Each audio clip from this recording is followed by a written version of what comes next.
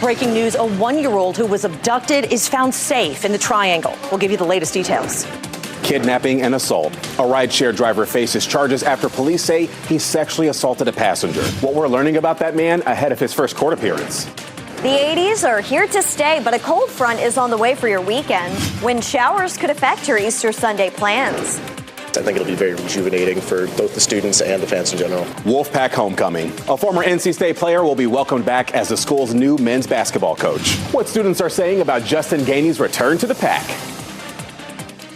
Breaking this noon, a 1-year-old girl was found safe after deputies say she was abducted by her father. Thanks for joining us. I'm Laura Levine and for Renee Chu. And I'm Chris Levingood. We appreciate you joining us this afternoon. Her father, Dominic Thompson, is now facing charges.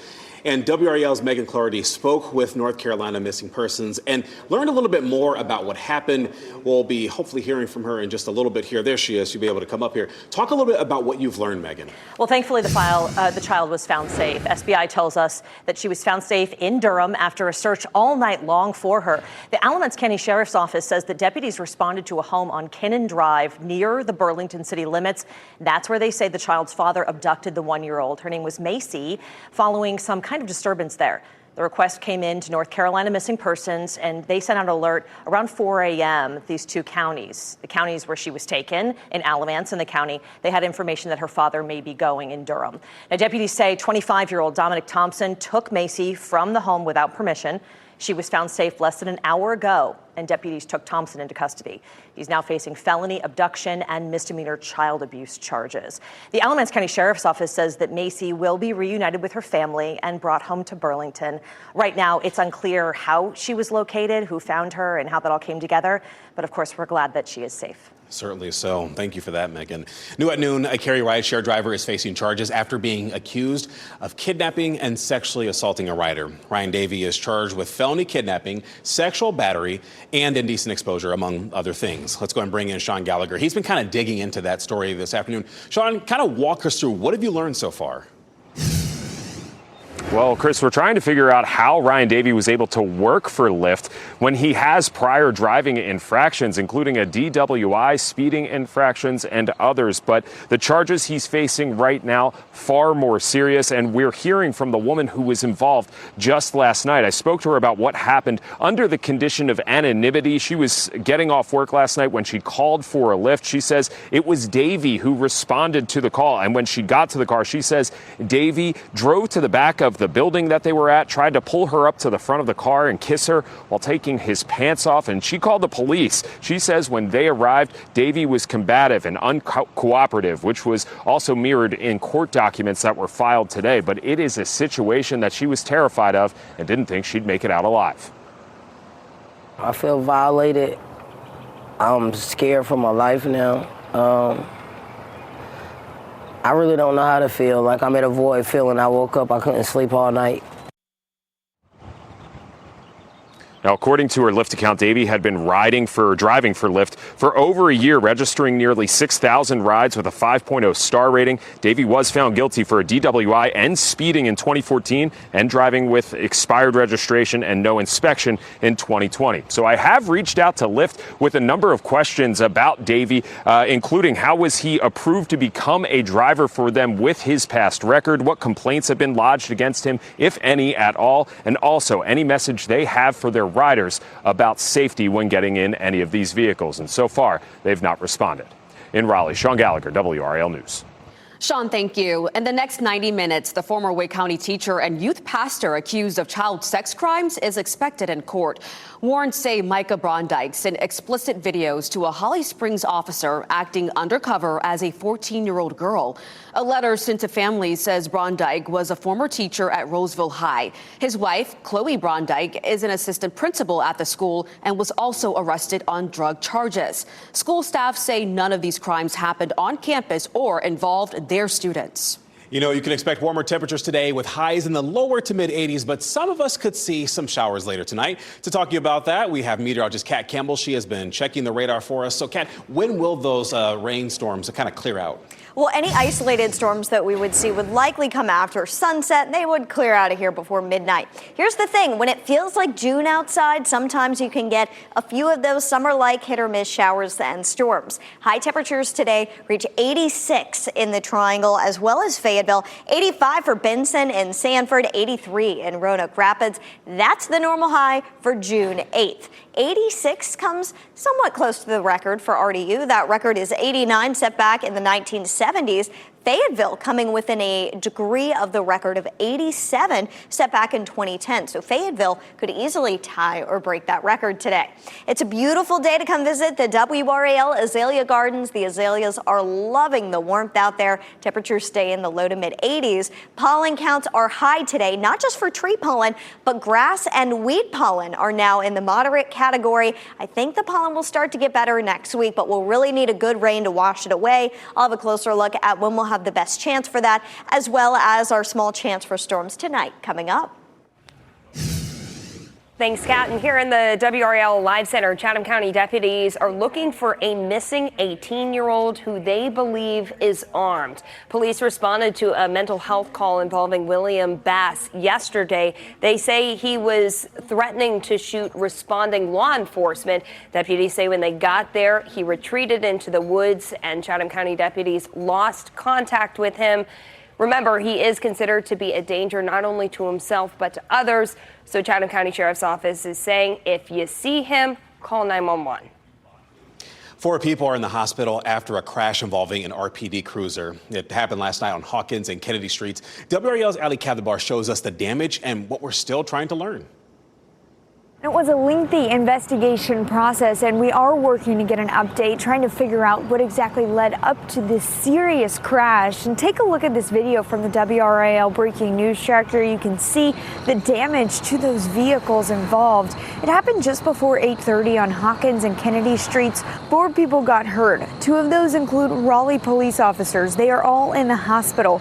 We spoke with a witness who says he helped the officers pull the other driver out of the car. One was okay. He was standing, he got out on his own. But the driver, they had to pull him out because he wasn't doing too good. Really, all of them, all 4 should have been dead, really, in that crash right there. A very serious crash, and police say that everyone involved is expected to be okay. Now, we have reached out to Raleigh police. We are working to get an update on their conditions, as well as what exactly led up to this crash. Reporting in Raleigh, Ali Kadibar, WRAL News.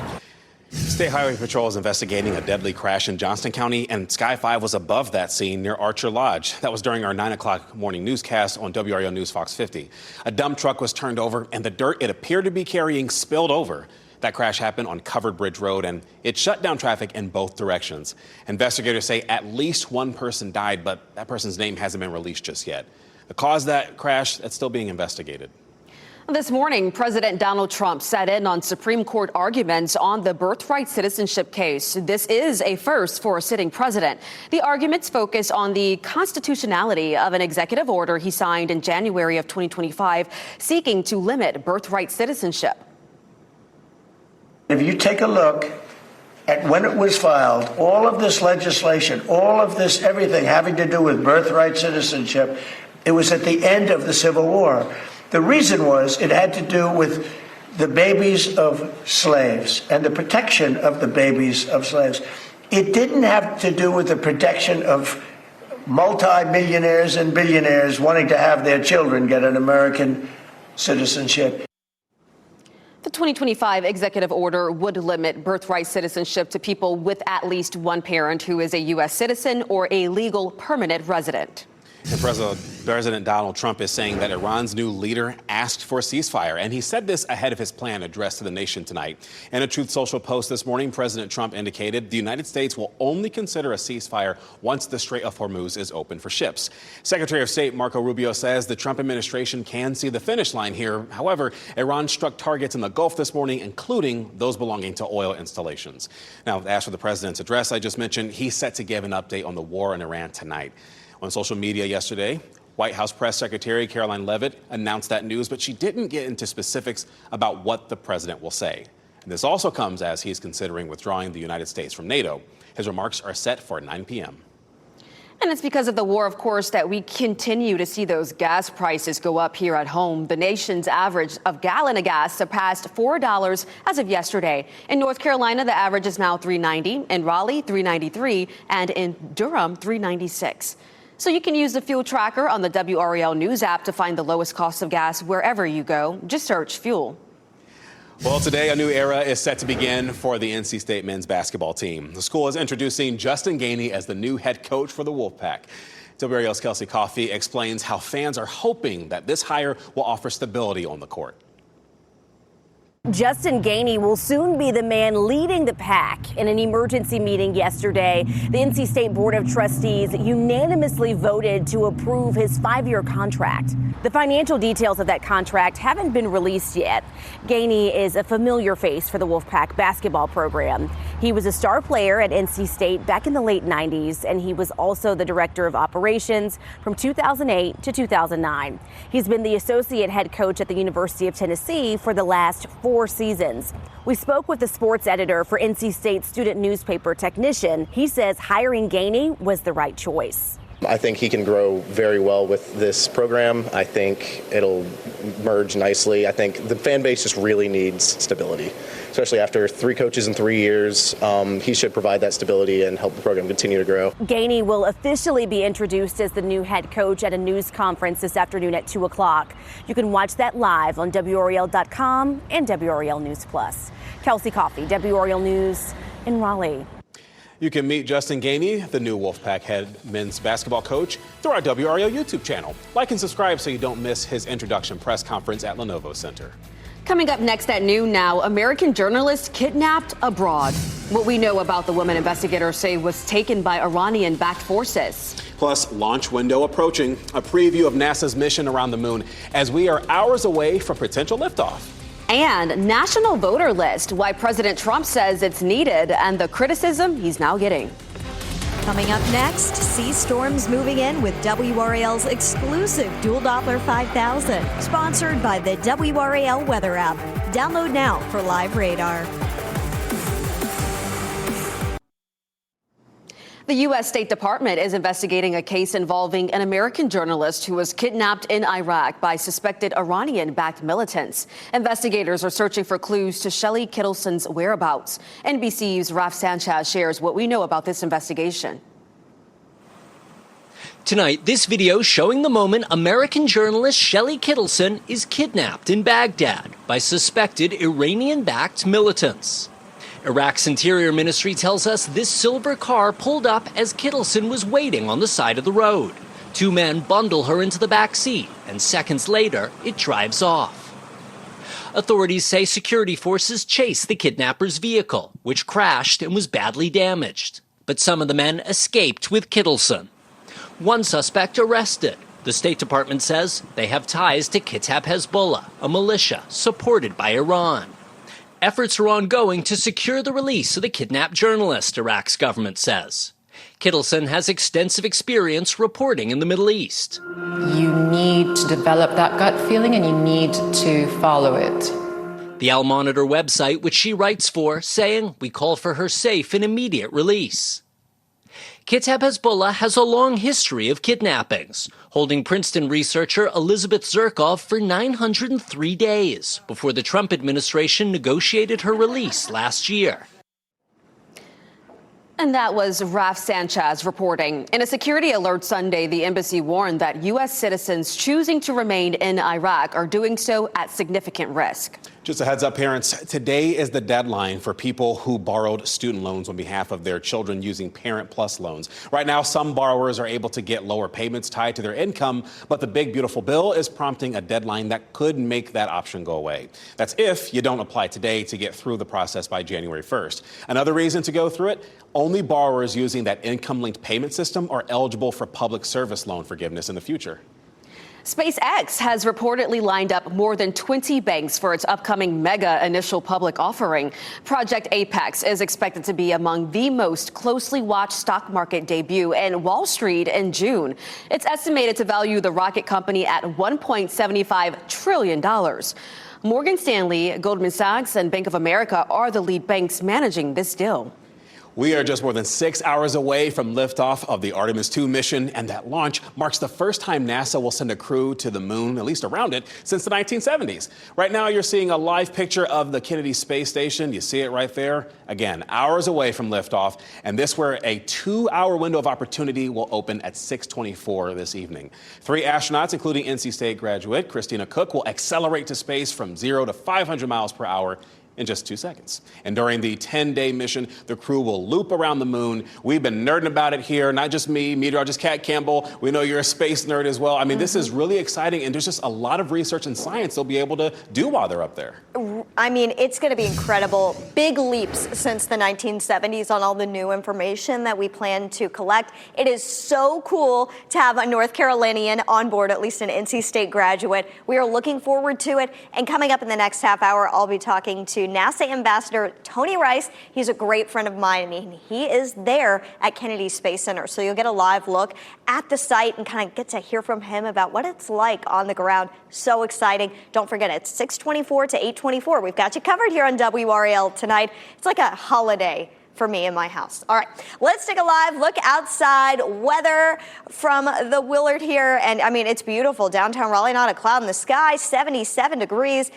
13 miles per hour, our wind out of the west-southwest. That's what's warming things up for us today. It's actually going to be a little bit warmer than it was yesterday. 77 already in the Triangle, 78 in Fayetteville, 75 in Roxborough. Temperatures should climb into the mid-80s by the afternoon.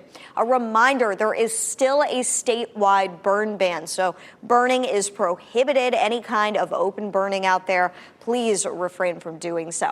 Over the next couple of days, not a lot of hope that that's going to be ending. We've got a small chance for rain, a shower or storm later this evening into tonight. Tomorrow looks pretty dry. That 30% chance for rain may be optimistic for rain on Friday. I mean, we may have to lower it to 20%. Not a good bet for rain during the work week, but as we get into Sunday and Sunday night, rain chances begin to climb, and the rain continues to trend a little bit faster for Easter Sunday, so there are growing chances that it could impact some of your holiday plans. Here's the forecast across North Carolina. The rain is going to arrive first in the mountains and work its way east throughout the day, so you should still have time with dry weather during the day if you're going to be at the beach. It is still warm out there, 80s here, 70s at the beach. For the day Saturday, it's still nice and dry for the most part, so get on out and do your outdoor plans. It'll be a nice day for it Saturday. Here comes the cold front Sunday. Midnight, still dry. Sunday morning, still dry. As we look a little bit later into the afternoon, toward 2, 3 o'clock, we could start to see some of the rain move in, with the best chance for rain really coming Sunday night. Notice how slow the cold front is to move through once it gets here on Sunday.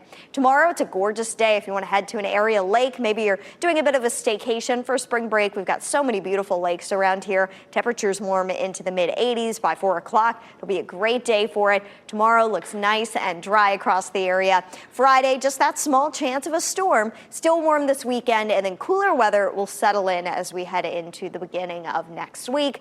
Not a huge drop in temperatures, but we'll be back in the 60s with lows in the 40s again. As of right now, it's not looking likely that we would have another big freeze threat in our area. Well, that's nice. Yes. We like to hear that. We'll take that, yeah.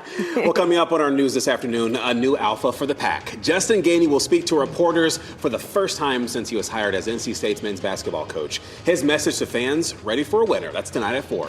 Plus, facing state scrutiny, Rocky Mount could have its finances taken over by the state. Today at 5:30, it's planned to clean up the money mess. Protecting your identity online. Next at noon, 5 on Your Side will share one woman's warning after hackers use her social media photos to lure others to fake romance. Plus, Showgirls Showdown, how Taylor Swift landed in the middle of a lawsuit over the name of her latest album.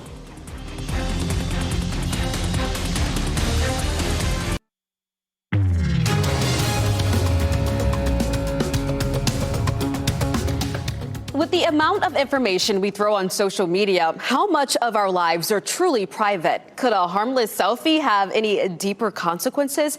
5 on your side's Alex Littlehill shares the story of a Goldsboro woman who still finds those answers are hard to resolve. At this point, Melanie Branch finds social media more of a headache. It's exhausting. I'm exhausted with it. Than anything else. Branch reached out to WRAL after seeing our previous report on romance scams ahead of Valentine's Day. Didn't, know so much how serious this was. She wanted to share her perspective as a victim, but not in the traditional sense. These people were messaging you, telling you what exactly? Are you telling me that we're not dating? I said, no, I'm very married and I'm very pregnant. These are snippets of real messages sent to Branch, messages from people who believe they'd been scammed by accounts using photos and videos from Branch's real Instagram account. It started a years-long effort to get the accounts impersonating her deleted off social media apps like TikTok. What is the expectation of privacy? Because you are the one still putting out pictures, videos of yourself. I mean, did this person do anything wrong? Perfectly normal. That's what social media is.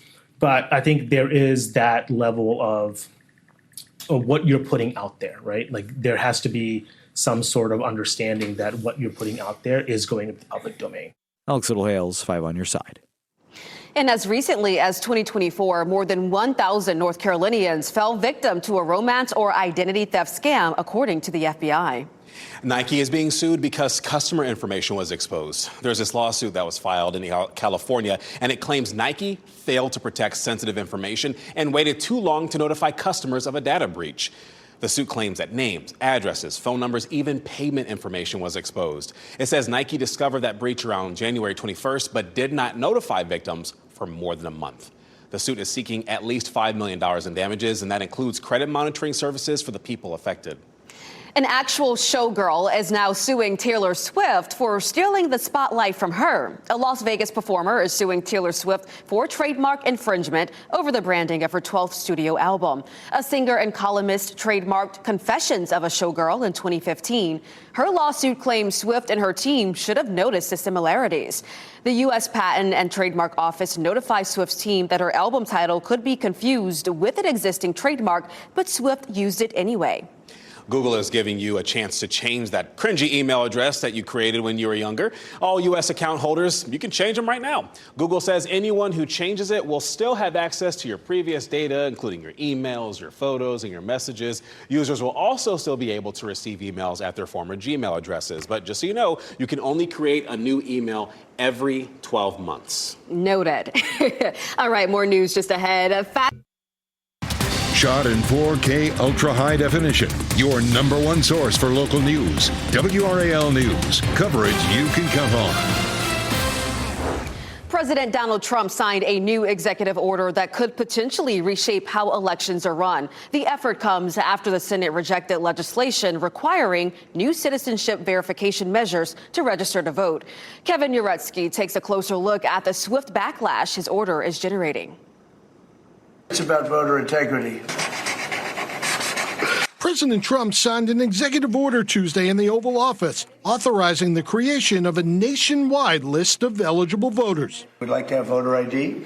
We'd like to have proof of citizenship, and that'll be another subject for another time. The Department of Homeland Security and the Social Security Administration have been tasked with making a list of verified voters from every state. Trump's order also calls on the Postal Service to not send absentee ballots to people who aren't on a state's approved list, citing disproved and false claims of voter fraud linked to mail-in ballots. The cheating on mail-in voting is legendary. It's horrible what's going on. The Trump administration is also looking to place tracking barcodes on secure envelopes for mail-in ballots. I don't know how it can be challenged. I'll probably challenge it. Many Democrats are sounding alarms. We're not going to let this stand. And several states are already promising to take legal action. Nowhere does the Constitution contemplate the president taking over federal elections. But when you take a step back, this really looks like the president is trying to pick his own voters, including Oregon and Arizona, both of which heavily rely on mail-in ballots. The restrictions on ballot by mail are more than ironic, particularly in Arizona, where 82% of our voters vote by mail. and elected Donald Trump by mail in 2024, and he himself voted by mail just a week or so ago. That was Kevin Uretsky reporting. Among the practical challenges the order would pose, if not blocked by courts, is how it would work for states that allow voters to apply for mail ballots just days before an election. And a breaking update to a story we first told you 30 minutes ago. Chatham County deputies have found the body of an 18-year-old man who they've been looking for since yesterday. Deputies say there's no threat to the public at this time.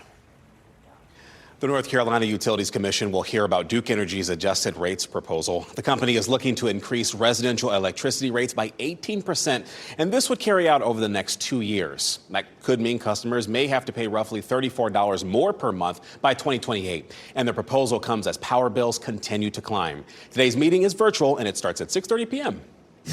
Also happening today, Rocky Mount leaders will meet with state leaders to share a financial recovery plan. In a recent letter, the local government commission outlined the city's, quote, dire financial condition and the need to immediately cut spending.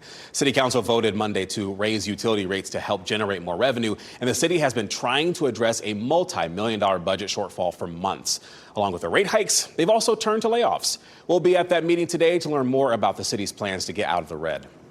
New this noon, the North Carolina Department of Transportation is giving us better insight to how much progress crews have made since Helene 18 months ago. Crews say since then, 590 bridges have been repaired. 26 of them have been replaced. 74 out of 96 culverts have been fixed, and 86% of over 9,400 damaged sites have been repaired.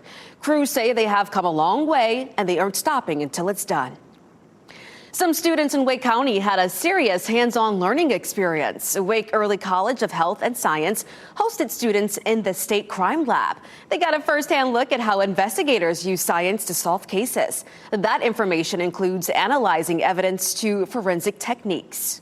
Pool inspections have started in Wake County ahead of the summer season. Inspectors will visit nearly 1,500 neighborhood pools, apartments, and more ahead of opening day. All pools must be inspected by May 11th, and that's to ensure it's ready for Memorial Day weekend. Inspections are first come, first served, just so you know.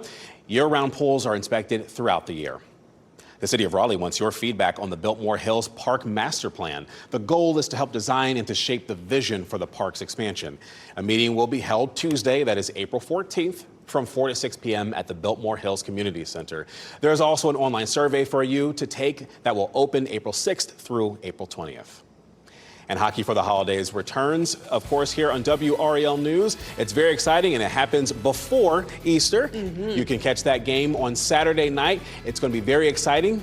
Here's what you can look forward to.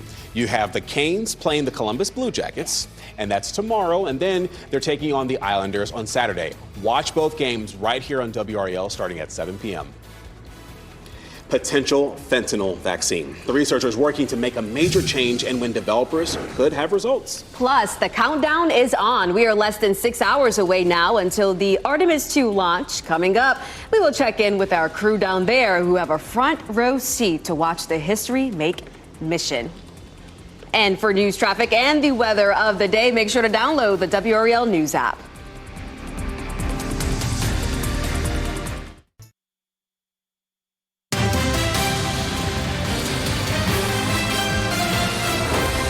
Fentanyl has had a devastating effect on thousands of American families, but now a vaccine in human trials could help fight against that lethal drug. 8 volunteers are testing a promising new vaccine that could prevent fentanyl addiction and even an overdose. In this early trial, patients are given controlled doses of the drug under intense medical supervision. An approved vaccine could be available in just a few years. Actually, in our documentary, Crisis Next Door, we explore how fentanyl affects our community. You can watch that right now on our website, our YouTube channel, or wherever you stream WRAL News. Several cups of a popular cream cheese spread sold by Einstein Bros bagels are being pulled from shelves. Nearly 150 cases of honey almond cream cheese spread sold by the bagel chain has been recalled for a potential undeclared nut allergen. The FDA says the recall was issued after a shipment of the cream cheese revealed several products had a mismatched lid and cup. The agency says that the lids identified the product as containing almonds, but the cups misidentified the spread as plain. New research shows that your body mass index often put you in your wrong weight category. Researchers measured the body fat of more than 1,000 adults using x-rays in order to offer a more complete picture of body fat percentage. They found that BMI misclassified more than 1/3 of participants as obese, but they were actually in the overweight category. BMI has been an accepted tool used for decades to measure if a patient is underweight, normal weight, or obese. Parents with kids using a teenage Instagram account can expect to see the PG-13 rating a little less often. The problem with it is the Motion Picture Association owns the trademark to it. The MPA threatened to sue because the group wasn't issuing the rating itself. And now Instagram will use that rating less, along with having a disclaimer explaining it isn't exactly the same as the movie rating. Faster Wi-Fi is on its way to Delta Airlines. Amazon's LEO satellite internet unit made the deal for its planes starting in about 2 years' time. Delta plans to have internet speeds, it says, will be 3 to 5 times faster than the airline's current offerings. Human exploration enters a new chapter today. The launch window for the Artemis II opens in less than 6 hours. I'm getting ahead of myself. After the break, we're really excited to talk live with NASA Ambassador Tony Rice, who has a front row seat for today's launch to the moon. Look at you. You're just excited to go to the moon, Laura. Plus, tears of joy. A stolen dog reunites with its owner after more than 3 years apart.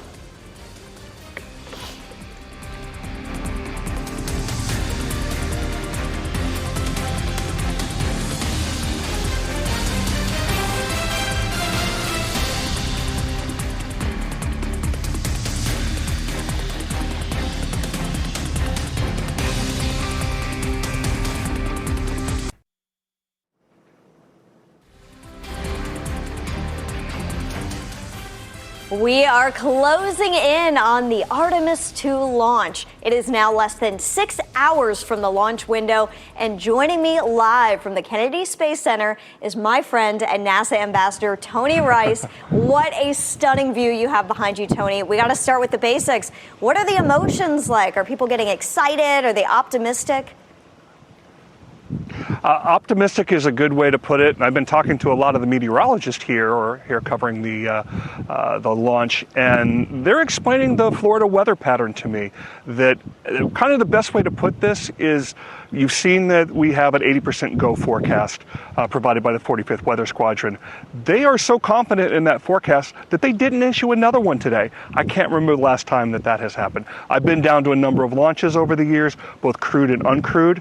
This is about the best weather I've ever seen. It's pretty breezy, but that's pretty typical for this time of year. We're seeing sea breezes that are pushing in offshore, spinning up some clouds and things like that. But everybody's pointing to things being in pretty good shape come launch time. I think it's about as good as you're going to get for a Florida launch. You know, this is the first time in 50 years that we have done something like this. So why are we doing it? What's different about this launch? Well, everything about the spacecraft is different, and that's why we have to have an Artemis 1 and then an Artemis 2. Artemis 1 did not land on the moon either. It circled the moon and was testing out the systems with some mannequins on board. They actually called them moonikins. And Artemis 2 pretty much reflies that with some additional tests that are going on with crew on board. It's all about taking us back to the moon with these new, more capable spacecraft. But what's important about that Orion capsule that they're going to be flying in is it's not just going to take us to the moon. This is the first step to take us on to Mars. So the ultimate goal is to put boots on Mars. And everything's looking good in terms of safety. I know a while back we had some concerns with, you know, kind of the front part of the spacecraft and some cracks there. We're on track for a safe launch, right? That's correct. And the other thing that was really holding us up was some of the practice runs for fueling the rocket. That's one of the most complicated, most dangerous things. That they had some problems with that a couple of times. I've been listening to the comms loops as they're talking about the fueling operations, and they've developed some new systems, some new procedures for fueling the rocket that involves chilling those lines down first, and then slow filling, and then fast filling. And it's all about really treating that hydrogen fuel. It's a liquid hydrogen, liquid oxygen. Really packs a lot of energy into a small space. Really treating that with the respect it deserves, because they're tiny, tiny molecules, and that's how we get leaks. So NASA believes that they've got those problems figured out, and we're we're progressing forward towards a on-time launch. Well, that's wonderful news. Of course, we want to keep those 4 astronauts on board safe. Now we got to talk about the fun stuff really fast, Tony. The kids are always involved with NASA. They're so good about involving the children. Tell me about Rise, the cutest part of the launch. Isn't Rise cute? So when I saw the mission plan and saw exactly what we were going to be doing and saw that it was replicating Apollo 8, where they didn't land either, but they were all about testing out the mission. One of the most iconic images ever taken in space is Earthrise, where the astronauts first saw the Earth rising over the limb of the moon. Definitely on the plan for Artemis 2, they're going to be taking that mission. There was a contest that was put out to kids. Design a stuffy, a stuffed animal that can be hung in the spacecraft that's going to indicate as it starts to float upwards, that's when the astronauts know that they're going to be in 0G. A young man in California came up with the winning design. It's a moon where the Earth kind of looks like a hat. It's just as cute as it can be. I've heard a lot of folks around here asking the question, where can I go buy one? The answer is you can't, but I bet we're going to see some entrepreneurs put one together pretty soon. I want to get one of those soon. Thank you so much, Tony. We'll hear from you again at 4 o'clock, and I've got some other questions I want to ask you. Don't forget, you can watch the full 10-day Artemis 2 mission on our WRAL YouTube channel. From the launch to the splashdown, don't miss a moment with WRAL. Catch the WRAL Artemis 2 watch party on our YouTube News Plus stream from 6:30 p.m. all the way to launch. All right, let's talk about launch weather out there. We do have some cumulus clouds in place. That's something that we are watching near the launch site right now. It's an 80% go weather-wise. Clouds are one of the things to watch. Wind would be the other one. But overall, this is good. Temperature-wise, the weather looks great. 78 degrees for when that launch window opens. Let's take a live look outside in Beaufort. Lots of people headed east this week for their spring break vacations. It's beautiful today, and it will be again tomorrow. No rain really expected. High temperatures are warm tomorrow, mid-70s for our southern beaches. We could even get into the 70-degree mark at the Outer Banks. It'll be a nice beach week. Friday looks great as well, low to mid-70s across eastern North Carolina. Get outside. If you're not headed to the beach, it'll be a good day to do so if you want to take a quick day trip. And don't forget, the WRAL weather app works not just here at home, but wherever your spring break travel plans may bring you. And if you are traveling to the beach, you'll have access to our radar as well, which will come in handy on Sunday. Tomorrow, come on out to the WRAL Gardens if you're able to. It's a perfect day for it. The azaleas are reaching peak bloom this week. It is gorgeous outside. I love the view walking into work every day. We've got a cold front to our north. This could spark some storms in the mountains this afternoon that may be able to hold together and move into our northern counties tonight. That chance is low, around 20 to 30%, but just a heads up that it could happen. The big system that we're watching is Easter Sunday. It's going to be quite warm out ahead of our front, a very warm Easter for us. The best chance for showers and storms will come late afternoon into the evening, and this is going to bring some cooler weather into the beginning of next week. For now, we've just got that small chance of a shower or storm around and after sunset tonight. Otherwise, your dinner forecast is looking pretty good. And your 7-day forecast temperatures are in the mid-80s for the rest of the week, 82 degrees on Easter. That's our best chance for rain. The rainfall totals are trending a little bit lower. By the start of next week, we are back in the 60s for highs. Low temperatures will dip into the 40s. Don't forget, tune in on WRAL News starting at 4 o'clock. I am somebody who always loves the behind the scenes of how things happen. So I'm excited to talk to Tony Rice about some of the technology. How do we get all the way to the other side of the moon and live stream those images back to Earth? We're going to talk more about that coming up this afternoon. Yeah, looking forward to that, Kat. Thank you. All right, so call it the reunion that almost didn't happen. 3 years after thieves stole his beloved dog, a California man sheds tears of joy after a chance discovery. And here's a look at last night's winning Mega Millions numbers: 18, 35, 45, 60, 65, and the gold Mega Ball is 17.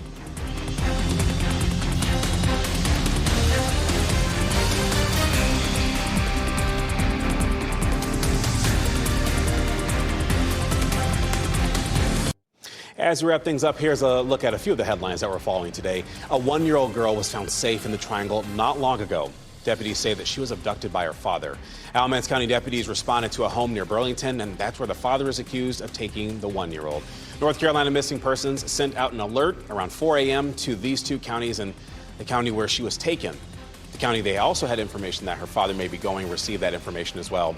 Deputies found that 1-year-old not long ago and took Dominic Thompson into custody, and he is facing felony abduction and misdemeanor child abuse charges. The child will be reunited with her family and then taken home to Burlington. A Cary rideshare driver is accused of kidnapping and sexually assaulting a rider. Ryan Davey is charged with felony kidnapping, sexual battery, and indecent exposure, among other charges. We're working to learn more about how Ryan Davey was able to work for Lyft with prior driving infractions, including DWI. WRAL spoke with the victim who shared what happened during this alleged incident. We will bring you updates during our evening news. It is the beginning of a new era for NC State men's basketball. We're just hours away from a news conference introducing the program's new head coach, Justin Gainey. During an emergency meeting yesterday, the NC State Board of Trustees voted unanimously to approve his 5-year contract. Gainey will be introduced as NC State's new head coach at a news conference, and that gets started in about an hour. Now to this, an emotional reunion between a man and the dog stolen from him 3 years ago. Shelton was moved to tears when he saw Bea. It was a reunion which nearly didn't happen. Bea was said to be adopted, but when the interested family didn't show, the rescue posted her picture online. Someone saw that post and contacted Shelton. It took 3 years, but somebody called me to let me know they found her. I don't know, I can't even describe it. It was joyful, happy. I was crying. I didn't know why I was crying because I was happy. Thank you for the people who took care of her when they found her. My goodness, you can hear him choking up. Shelton had Bea for 7 years before she was stolen from his porch in 2023. And, obviously, someone like that clearly loves his pet very much. Yes. But it's nice to know that even after several years, they were able to finally find him. Yes, absolutely. Well, we are taking a look, of course, outside to let you see the different cameras that we have, Yes. the WRAL camera network. It's a beautiful day today. We've seen these 80-degree temperatures, including over here at downtown Cary Park. But I will tell you that our team of meteorologists currently tracking that next weather maker with the potential for storms. This is why you should make sure that you have the WRAL weather app downloaded to your phone. But don't just download it. Turn on the push notifications. And this way, you can get the latest information sent right to your phone. But also, you get access to the exact same radar that our team of meteorologists use right here at WRAL. Yeah, it's very important to turn on those push notifications so you can know everything you need to know weather-wise. All right, Celestial Advisor coming up this afternoon at 4. We hear from Christina Cook's NC State advisor ahead of her mission to the moon. NBC News Daily is next on WRAL with your next local news update in about 30 minutes time. And you can get breaking news updates anytime with our WRAL News app. We hope you have a great Wednesday.